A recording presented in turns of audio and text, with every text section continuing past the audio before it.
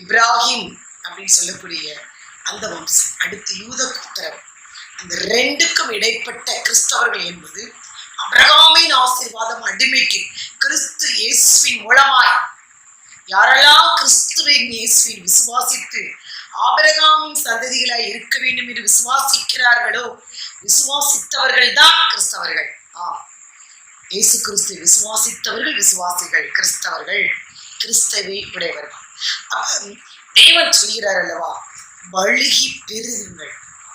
அபிரகாமின் ஆசீர்வாதம் வேணும்னா முதலாவது கீழ்ப்படியணும், உண்மையா இருக்கணும், பயபக்தியா இருக்கணும், தேவ சத்தத்திற்கு வாக்குத்தத்தத்தை நம்பணும், அறிக்கை பண்ணணும், அடுத்து பரிந்து பேசி ஜெபிக்கணும், பயபக்தியா இருக்கணும், எங்கும் உண்மையா இருக்கணும், உத்தமத்தோடு நடக்கணும். அப்படி நடக்கும் பொழுது நிச்சயமாய் உங்கள் வம்சத்தை நிச்சயமான பெருக பண்ணுவார். இந்த நாள்ல